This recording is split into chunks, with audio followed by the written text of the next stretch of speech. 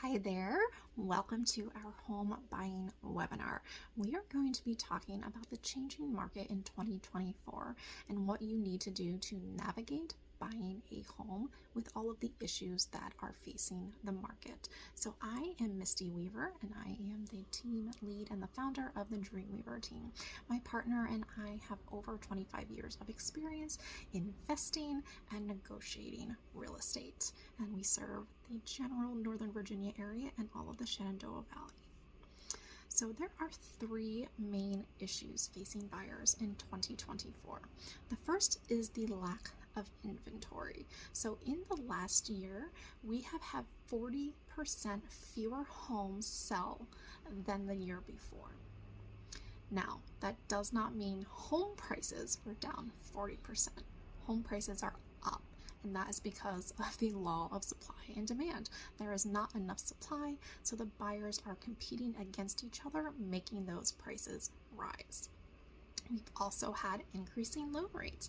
They are starting to go down right now, which is great, but it's kept a lot of buyers out of the market, and it has kept a lot more sellers from selling their home, because if they have a 3% or a 4% mortgage, they have not wanted to sell at 6% and 7%. So we'll talk about how that is affecting things. And then we have the competing offers. Again, that demand by the buyers. We have multiple buyers looking at each and every home and writing offers on them.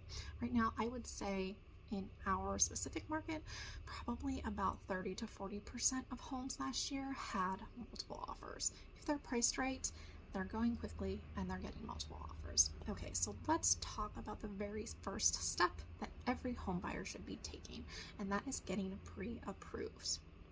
And I know this is scary. I know, especially if you have ever had or currently have credit issues, if you've had late payments, how are you going to navigate this to improve things and buy a home? I know it's scary to talk to someone. I've been there. Trust me, I had 2 premature babies and owed $100,000 in medical bills. I understand, but it can be done, and taking that first step is very important. Number one, we have to know your budget, right? Especially when it's a competitive market, we need to know how high you can go. Now, I know, as a real estate agent, I never want to say that. And typically, I am trying to get my clients to buy the smallest, least expensive home they can that fits their needs, because that is how I buy property for myself. That's how you're going to build a portfolio and become wealthy, right? But we need to know that top budget, especially if you expect a lot in the home that you're looking and there's just not going to be anything lower. Then we also need to know your closing costs. So what is your upper budget? What does that mean you're going to be paying in closing costs? Because we need to verify that you have the cash, or you need to know how much you need to save up, right? Makes sense. And then viewings. Most sellers currently do not want anyone who is not pre-approved viewing their home at all. Now, I know that sounds a little bit crazy, but if you think about where you live right now, if you are renting, if your landlord decided to sell the home, right? Imagine trying, in some cases, we will have 20 viewings over like 2 days over that first weekend, 20 viewings. Imagine having to leave your home that many times for someone who can't even buy the property. That would make you pretty upset. But that goes for vacant homes as well. It's also a security issue, right? They don't want anyone in their home unless they can buy the home. The agent knows who they are, all of those things. So these are the main reasons. It used to be a lot of people would just go out and show a buyer any home, and I can tell you, watching a buyer be heartbroken because they can't actually afford a home that they fell in love with and like their kids were there and everything, it's not something I want to do to a buyer. No.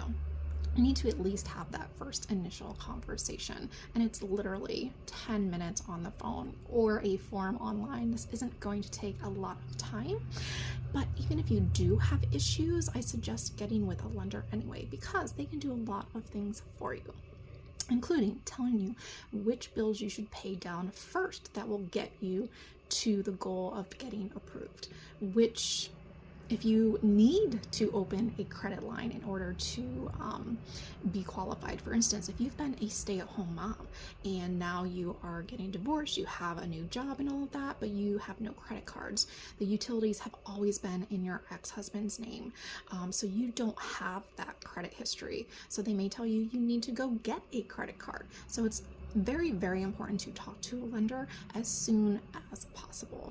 Even if you are thinking about a year out, you want to make sure nothing's on your credit report that shouldn't be there. All of those, anything can happen. So talking to a lender is great because they're the experts. They see this and do this every single day. So what do they actually look for? Obviously, I think everyone knows they're going to look at your credit score. They're going to look at your payment history, everything that looks up your credit score. They're going to look at your debts. And debts means like monthly obligations, such as minimum credit card payments, car payments, if you own another home, your current mortgage payments, anything that you are obligated to pay, because they're going to look at your debt to income ratio. So they're going to look at, what is this mortgage going to cost you? What are your other bills? And how much of that full month's of pay does that equal? And they typically want to see 40% or less. There are loans that have a higher limit up to 50% debt to income ratio per month, but they're going to look at that. They're going to look at your cash on hand. How much do you have in savings? How much do you have in investments? Especially, for knowing whether you can pay those closing costs, whether you have the money for the down payment. And if you don't, they're going to go over options for you to get those funds. There are down payment assistance programs, but a lot of them you have to attend classes, you have to do specific things. So this is a much longer timeline than you see a home and you want to buy it and you call the lender and you get approved. If you need those assistance, it's there, it just takes time. So this is why you want to talk to a lender as fast as possible, okay? Let's go on to our next slide. So the typical loan options that we see. Conventional is kind of what everyone knows and kind of the gold standard in mortgages. You're just very well qualified, you tend to have higher credit scores, so people like those better. There's less chance of you not actually ending up being able to close the loan, right? FHA is kind of like conventional, but for people who have lower credit scores, maybe have higher debt to income, and it comes with a very, very low 3.5% down payment. Conventional, you can do as low as 3%, although I actually just heard from our in-house lender today that they have a special program for a 1% conventional loan. I'm going to call them and see what that is about because this is brand new. So FHA, you also have down payment help available with FHA. So you could get it at just 0.5% down payment, and some of them are grants. So that 3% that you get, you might not even have to pay back. USDA. USDA is 100% financing in rural areas. And in our area, in Frederick County, Clark County, Warren County, Page, all the way down there, kind of the western portion of Northern Virginia, everywhere is USDA eligible except 22601. So that middle Winchester city between 37 and 81 is not eligible for USDA. However, I do have a lender that will do a 100% loan in Winchester City. It's a little bit different, but there are options. And then VA, 100% financing for veterans. If you have ever served or are currently serving, highly recommend looking into this. It's great. There are higher closing costs, but you can ask for a lot more help from the seller, and we'll talk about that in a bit. We also, the Dreamweaver team, we have a Winchester Heroes Home program. If you are a veteran or you are a first responder, doctor, nurse, teacher, even a nonprofit worker, we have a program where we help you with your closing costs. So please keep that in mind and reach out. Okay, let's talk about out-of-pocket expenses, because you do have some when you purchase a home. First is inspections. Now, inspections are technically, you don't have to do them. Sometimes we can't get them accepted. We'll talk about that in a bit. But inspections, if you can do, you absolutely should. I think my cheapest inspector right now is about $350, and it is worth thousands. It's going to save you so many headaches. Even if you buy new construction, you should always have an inspection. We'll talk about the options a little bit. Appraisal. You're definitely going to have an appraisal unless you have excellent credit and debt to income. There are programs where they actually waive the appraisal because you are so credit worthy. I don't get too many of those a year, and that is brand new in like the last 2 years. But I do have some people that the lender's like, oh, we don't need an appraisal. Most of you are going to have one. They're about $600 to $800. They could be higher depending on the size of the property. So that is paid typically out of your pocket when the appraisal is ordered. Some lenders have you pay it at closing. If you don't close, you would still have to pay it. And then we have EMD, and that is earnest money deposit. And this is an amount that you are writing a check for at the time of your offer. And it is written to either the agent's company, the brokerage, or your title company, closing company, attorney, whoever you're using. This check is cashed. Some people think it's not. It is cashed, and it is applied to everything that you will owe at the end. So it does come off of that total, but you do pay for it up front. In our specific area, Frederick County, Winchester City, not so much Clark, but Warren, kind of down there, we can usually get away with $1,000 in EMD. I have seen lower, believe it or not, legally, EMD is not required for it to be a contract. A lot of people think it is, but it's not.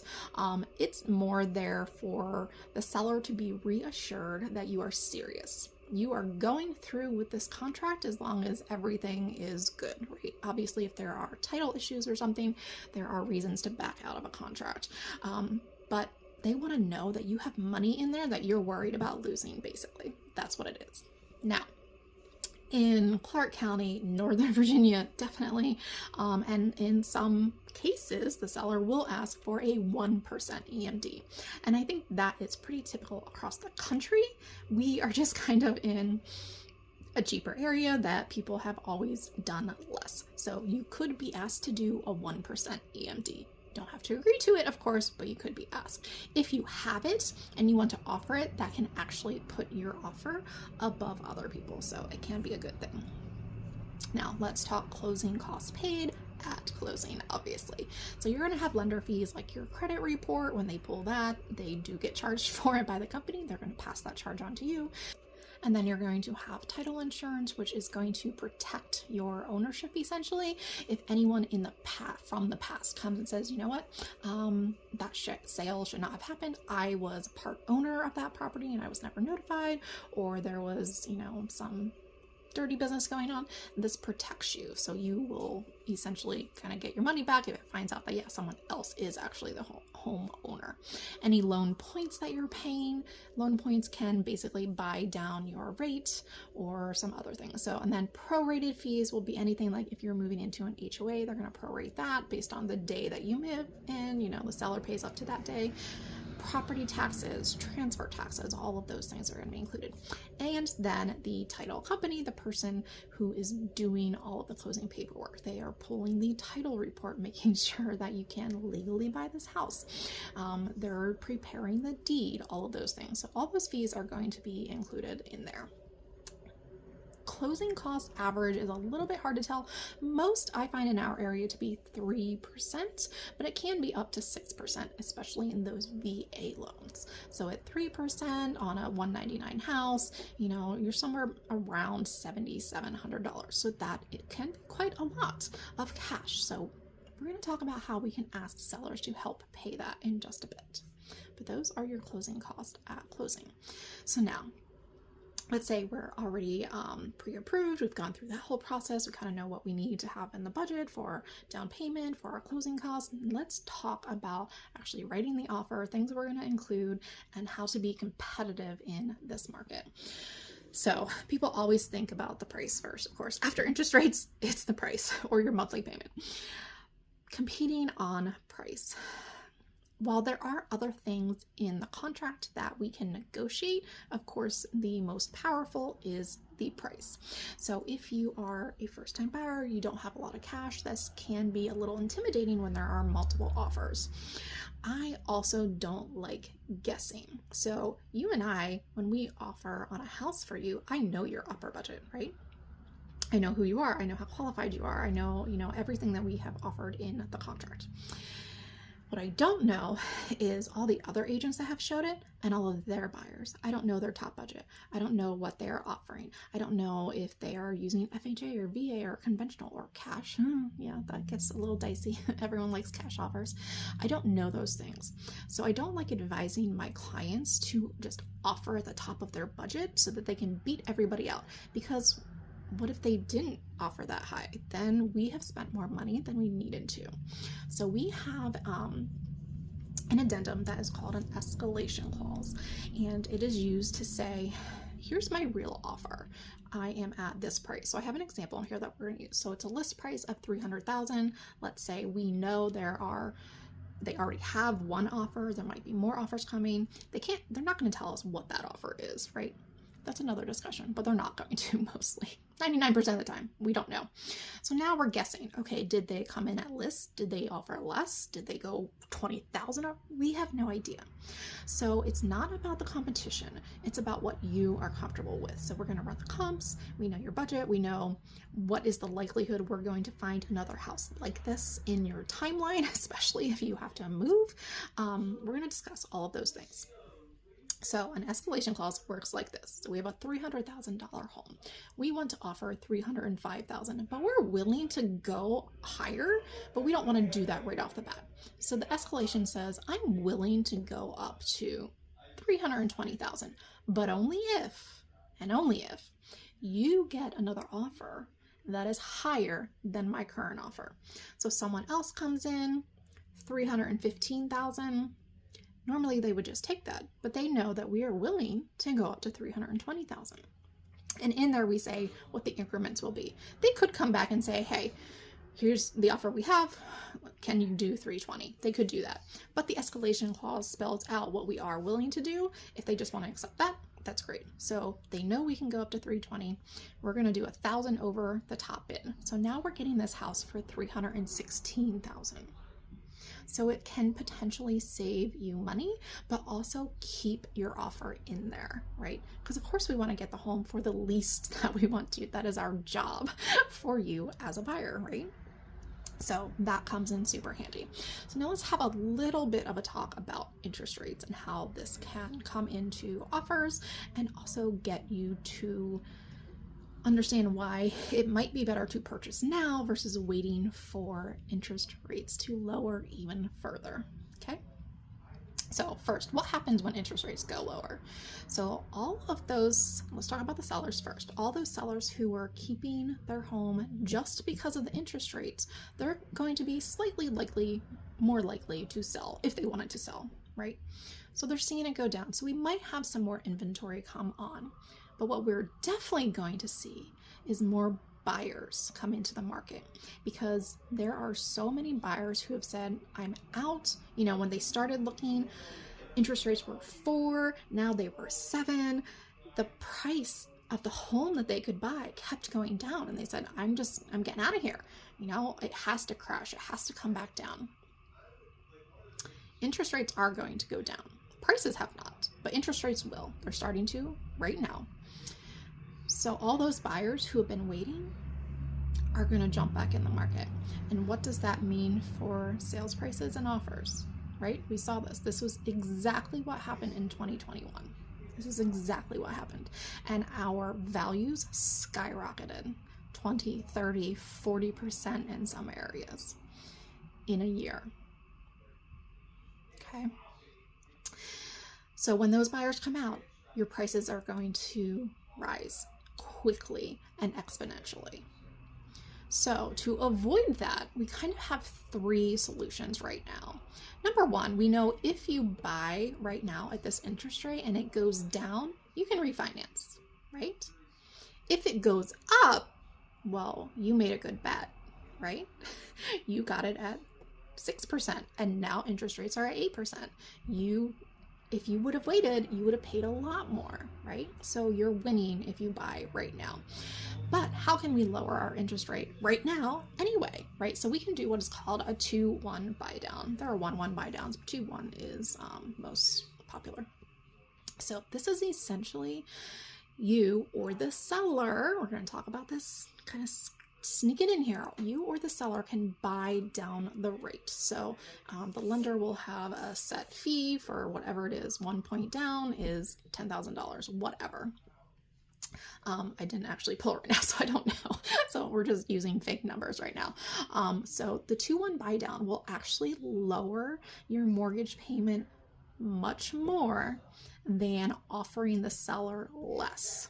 So for homes that are either overpriced or they've been on the market a while and they're just not selling, even though they are priced correctly, a seller can offer, or you can ask to pay that buy down for you. So if it's $300,000, instead of going in and saying, you know what, I'm only going to offer you $290,000, so I can put that $10,000 towards closing costs, or I just don't want to pay it, whatever. If you put that, if you stay, you offer $300,000 and you have them pay that $10,000, or this is especially when you don't have cash. All your cash is going to everything, but you still want a lower rate. But the house isn't worth what it is, so we're trying to come up with a deal that will work for everyone. They pay the buy down fees and you reap the rewards. So if you just take $10,000 off, your mortgage payment's only going to go down maybe $50, $60, $70. Again, these are not exact numbers because I didn't run them right now. It's going to depend on your mortgage. But if you use on that same property a 2-1 buy down, your mortgage payment could go down to $100 or $300 or more, depending. So that is a big difference, right? So yeah, you'd save that $10,000 if you offered $10,000 less on the contract. That's great, you saved $10,000. But if your mortgage payment goes down $300 a month forever until the house is paid off, you're going to save a lot more than $10,000. Hopefully that makes sense, and we can run numbers, and lenders, this is why you talk to a lender in the beginning. So you can say, okay, I have the closing costs, I have the down payment, but I need that rate lower to really be comfortable with my payment. So I'm either going to buy a cheaper house, or we're going to find something that's going to work with what I want and getting the seller to pay for the buy down so I can be where I want to be, right? Options. The second option, new construction. Some communities, and these are the communities, think Dan Ryan, Lake Frederick communities. I'm not saying that they are offering them, but Lake Frederick is. I don't know what Dan Ryan's offering right now. Some of them have just lower rates. They are offering inside their community. So if you want to build a custom new construction home on land, there are no programs for this right now, right? You're going to pay standard rate, whatever that is. But if you buy in these communities, they are offering lower rates. I think Lake Frederick was the high 5s the other day when I got the email for the new stuff. So that can save you a lot of money. Are you comfortable in those communities? Is that really where you want to be? That's another question, but those are an option. And then refinancing. So we already discussed, yes, if you buy at the rate today and it goes down, you can refinance. I never really liked telling clients that because you have to pay to refinance, right? You also have to pay those higher rates until you can refinance. So you need to be comfortable at that rate. I'm not saying that you should purchase a home that you will only be comfortable paying once the rate goes down. Don't do that. That's not what I'm saying. But if you can afford the rate now and you want to buy now, and when the rates go down, refinance, that's great. I have a lender, and I think more are going to be doing this very shortly, that will pay those refinance fees for you. So you buy today at today's prices, because here's the issue. Remember, when the interest rates go down, more buyers come in and the housing prices go up. So if you wait for the interest rate to go down before you buy, the house value is going to be higher. And even if you buy at that lower rate, your payment could still be higher than it would be today if you purchased at today's interest rate, at today's house value, and then just refinance when interest rates fell. And guess what? You now have all that equity. If you don't buy it today, you don't get that equity. The house value is going to go up. The person owning the house is going to get that equity. So buying now is the smart play because you have multiple ways to get out of those higher payments in the future, or deal with those higher payments right now in a way that is helpful for you, like the 2-1 buy down or buying in the new construction community. So there are lots of options to deal with this, but for most people, if you're going to buy, now it doesn't mean buying is right for everyone, but if you're going to buy in the next year, buying now is the smart move. If that makes sense with all of those numbers. I know that was a lot to think through. And again, we can go over specific scenarios with you. Okay, so let's talk inspection options real quick. This might be longer than 45 minutes. Okay, so I tell everyone you should absolutely have an inspection. If there are multiple offers, the seller might be less likely to accept that you want an inspection. So we have some other options rather than doing a full inspection. So a full inspection essentially means you're going to do the inspection and you have the right to ask for repairs or credits. So let's say there's something wrong with the plumbing line, you're going to ask them to fix it, or you're going to ask them for the money so that you can fix it after you close, right? That is like the full home inspection experience that we typically have in a home offer. When there are multiple offers, the seller doesn't want to take the risk that you're going to ask him for money, ask him to do something, renegotiate what you're paying for the house, and potentially leave the contract based on the results of the home inspection, right? They want the least risk possible. So they're going to go with someone who doesn't want those things. So now we have some other options. We have home inspection that is void only. Void only means you're not going to ask for credit. You're not going to ask for repairs. You're not going to renegotiate the price. If you don't like the credit report, the only thing you can do is leave. You're going to back out, you get your EMD back, and it's all good. Okay, that's a little less risk to the seller. So they like it. Then we have information only. And this is, you know what? We love the house. You know, maybe it's newly remodeled. You walked through, you kind of know what you're looking for. You didn't see too many issues, so you're fine fixing anything that needs it. You're only going to do an inspection for information. So you are not going to back out of the contract. You're not going to ask for repairs. You're not going to ask for credits, right? And then of course you can do none. Do not recommend. Another thing you can do, if we know this is a house that we're definitely going to be up against other buyers, and we're going to be competing on everything. So I don't want to deal with the inspection, but I still want to protect myself. We can do a walkthrough inspection before you offer. So we go, we see the home, and we have our inspector with us right there, and he's going to look at everything while we're going through. It's not going to be a full inspection, but they're going to look at the important things and they're going to point things out right then, and then we can make the decision on that information as to how we want to rate the offer, right? So you are protected. Not quite as much, but a little bit. Okay. Now, appraisal issues and waiving appraisal. We haven't been seeing this too much this year. We have been seeing appraisal issues.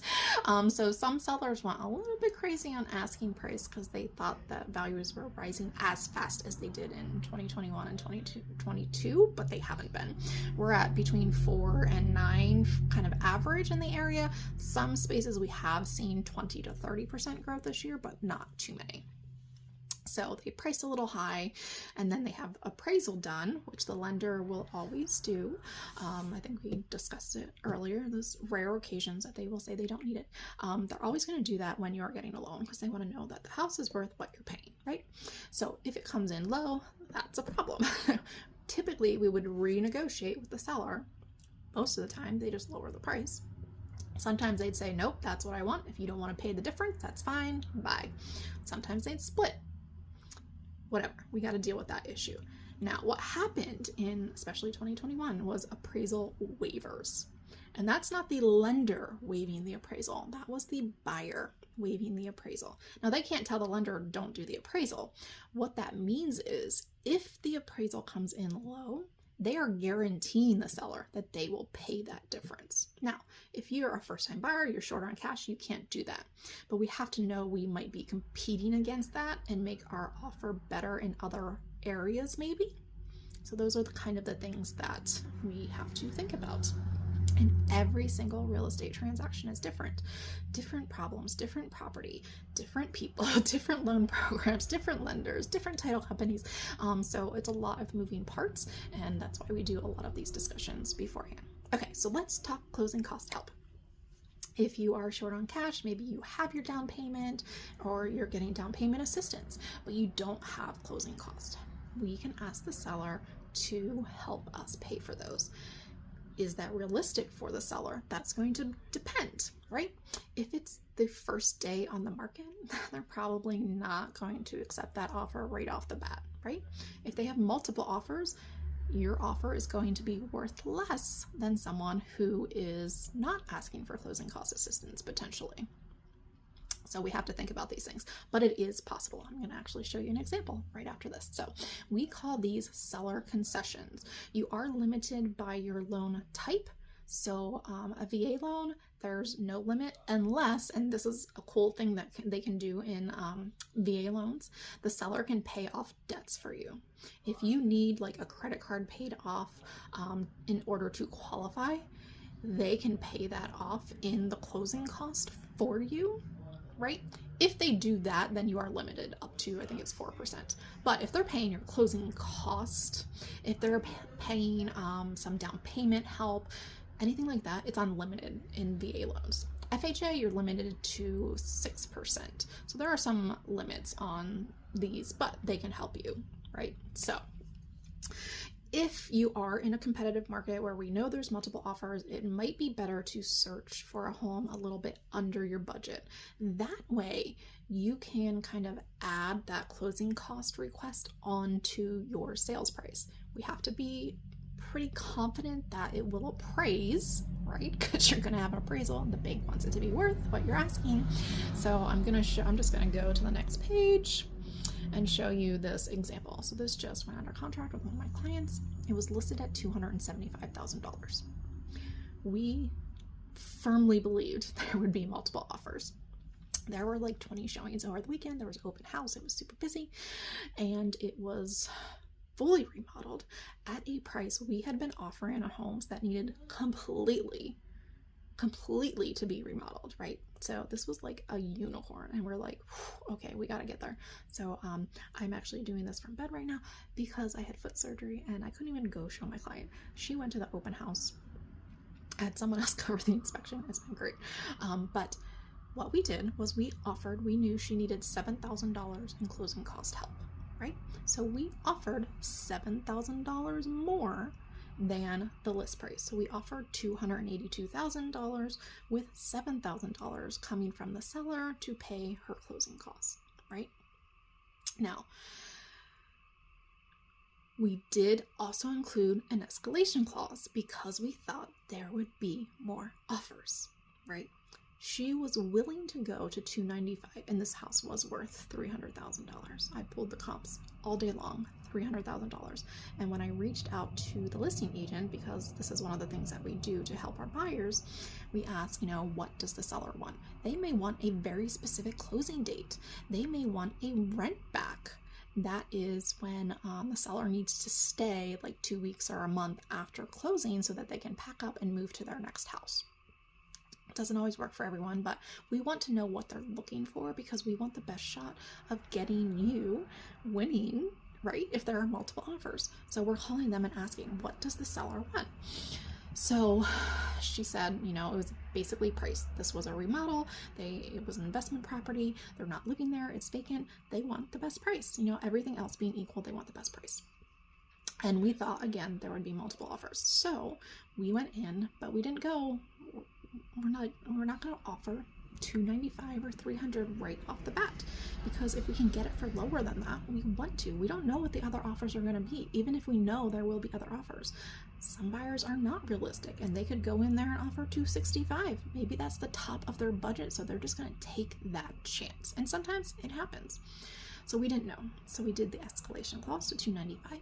They ended up not getting any other offers. They may still have, but they weren't. It would be a day or two, and they just didn't want to take that chance because they also know days on market starts adding up, and buyers don't like seeing that, right? Especially when it looks like a great property, then they really think, oh my gosh, like there must be something I'm not seeing. Why is it not selling? Is it the neighbor's house? Like, what is it? So they were smart, and we always tell our clients, if that first offer comes in and it's good, it's where you thought, you were acceptable, accept it, because you don't want to wait and end up accepting less. So we got it. So in our area, I have the average here, 100.2% is our list price to sale price ratio for the entire area. So 100%. If you see the list price, that's almost what it's going to go for most of the time on average, right? So we ended up offering 102.5%. Now we did do a $1,000 EMD, and the seller asked us to do a 1%. That made them feel better about accepting our offer right away. It was super secure. They also knew the lender and work with the lender a lot, so they know that she's going to get it done. Okay, so one final note on low inventory. I know we live in the I freaking love HGTV. It's unrealistic in a number of ways, but the biggest one, especially if you're a first-time home buyer, is knowing that you're not going to get everything you want in your first home. And you shouldn't, honestly. I mean, come on. You know, I started in a condo, and then we went to a townhouse, and then we went to a single-family house. Now we have investment properties. That's how life goes. You're not going to get your $1 million dream house right out of high school like everyone would like. It would be fabulous. That's not going to happen. I own multiple small homes. I want a tiny home, but I have small, like the smallest is 400 square feet, like 409. So I'm all about that. I'm never pushing my clients. I love working with the clients that want to downsize. It's amazing. So make a list of your top 3, right?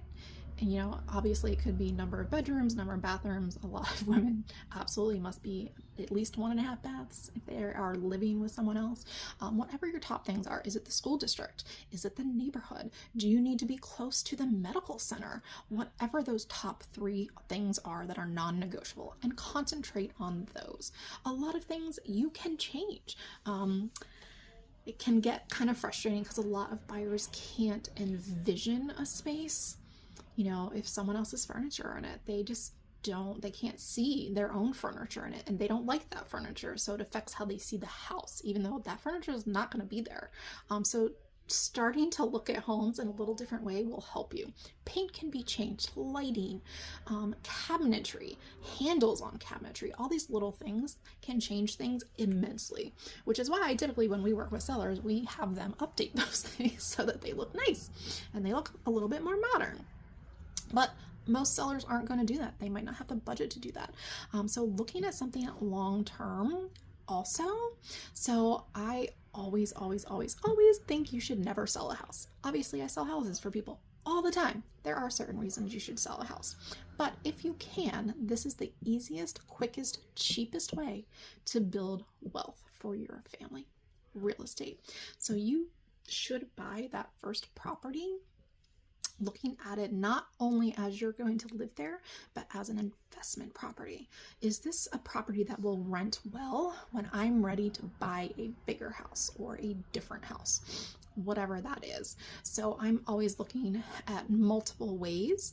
I've also, you know, been through trauma things like having a child prematurely and owing $100,000. So if I needed to move, if I needed to make a change in my lifestyle, you know, would this work? Are there other things I can do with it? Can I rent it out? Can I turn it into an Airbnb? Could I have my aging mom move into there down the future? You know, is this a good house that is one level? Think of all of those things, but just remember all the things that you can change. That will help you find a home quicker when there is low inventory. Okay guys, we're almost done. Okay, buyer mistakes real quick. So not getting your pre-approval, guys. I don't know. I think I probably have it ingrained in your head now. You need to do that.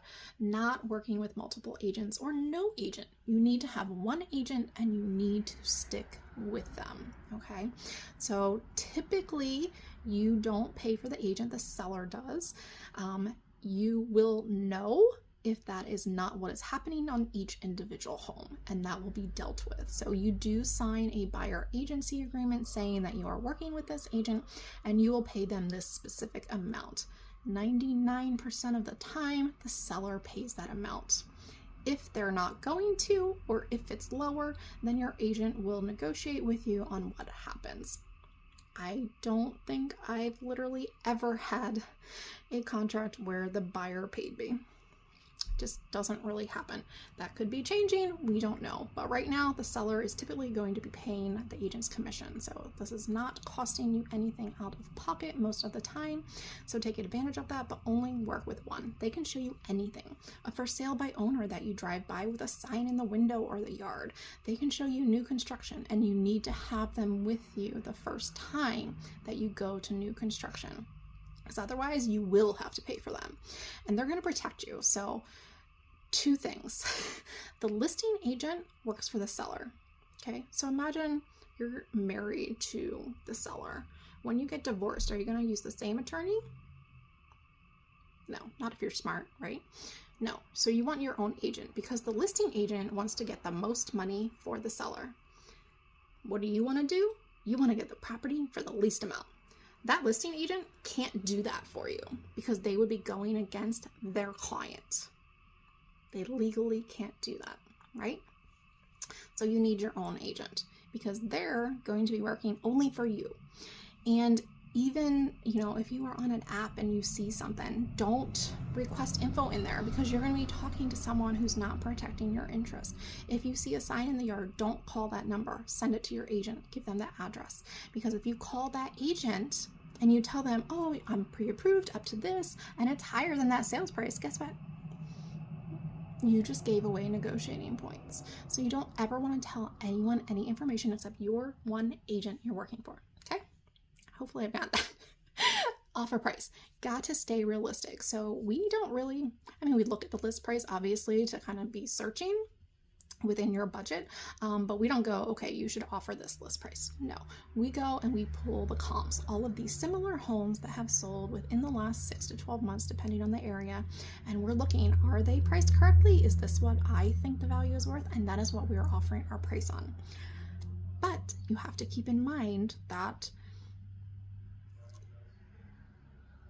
those prices are realistic, because we always get buyers, and I'll still get it even after this. You might be one of them, who knows, that you just want a deal and you don't care. You're just going to offer $20,000 or $50,000 less every single time. We're only going to do that so many times, right? Because you're not going to buy the house. So we have to be realistic, but we are going to look at the comps. We're not just going to take the seller or the listing agent's value and tell you to offer that. Inspections, we've discussed, I think, in detail. Make sure you're doing them, at least information only, to protect yourself. Know what you're getting into. Okay, and then the last one is, I think a lot of people don't think about this. I want you to be driving around the neighborhoods that you're interested in, potentially, right? Or a specific house. If you see something, if we're working together and you see a house pop up, you need to go by that house multiple times if you're in the area, if you already live in the area, right? You want to go in the morning when people are leaving for school and for work. How many buses are there? Are you going to be able to get in and out? You want to go in the middle of the day. Are there dogs barking all day long?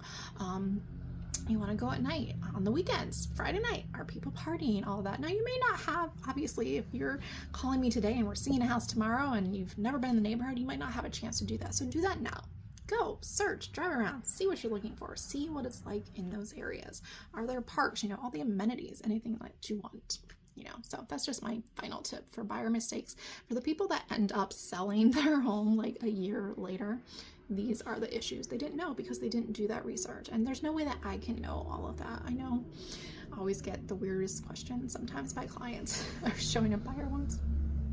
You walk in this house and we tour everything, and he's asking kind of weird questions, but whatever. And then we go in the garage and there's a boat, and he's like, oh my gosh, what kind of fish do they fish for? Sir, how would I know that? What? We don't know. So that's just kind of funny. Okay, so next steps on your home search. I know I just threw a lot of information at you, and some of it could be very confusing, especially with numbers. I hate math. If you're the same, but reach out. We can run scenarios. We can connect you with a lender. All this, I'm going to go through this, but I can explain things a little bit better when it's one-on-one and we're talking specific numbers and stuff. So if you have questions on that, let me know. So connect with me. You're registered. You're watching this. I have your email and everything, but reach out. I definitely want you to fill out our home questionnaire. So this is the URL there, bit.ly/DWT home. And this is, it's a little long, but it'll take you 5 minutes, guys. Fill this out because we're going to start a search for you so that you are seeing all the properties that come on the market. And you're also going to be seeing the coming soon properties. And this is something new in our MLS. It's for agents essentially, but if you're in our system, we can share it with you.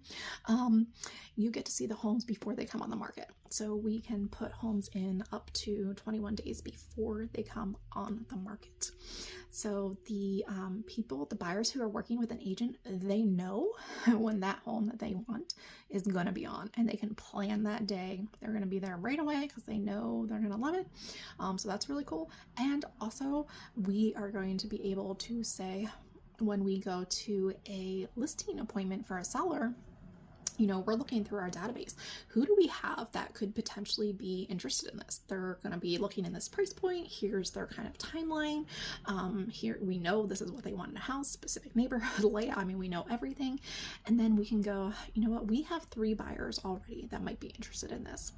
And I think last year we had 10% of our sales for our buyers were off-market properties like that. So we had a match basically, and they didn't have to fight with other buyers, and the seller didn't have to have a million people coming through their home over the weekend and, you know, taking their dogs out and all of that. So it's beneficial for them. They like it too. So fill that out, because then we can do those things for you, and we'll be able to connect you with our lender, probably being my favorite. We always start with her, Katie Moody. Her number's here. I'm going to shoot you her website and email as well, because she is fabulous, and getting started with her, she's just fantastic. She can get people approved that haven't been approved by other people, because she will really work with them and see what they need to do. So love her. Okay, so using the apps and auto searches. So just hammer it home one more time. You can use the apps. Absolutely, they're fabulous. You can search on our website, or once I set you up on a search, you'll have access to the back end of the MLS as well. Just never call an agent on there. Don't call them, and don't request info. So don't fill out any little forms next to a property, because they're going to sell your info to like 5 other agents, and you're going to get bombarded, and it's a mess. So there you go. That was a lot of information, guys. I just want to thank you for hanging in there with us. And we actually do a monthly $100 Visa card giveaway. If you do fill out that buyer questionnaire, you'll be entered in there. So there we go. Reach out if you have any questions. We are at Dreamweaver Team on Instagram, TikTok, Facebook. Our YouTube is different. I forget what it is, but you can just search Dreamweaver Team and you'll find us on there. We would love to connect and get you into your dream home or first investment property this year. Bye-bye.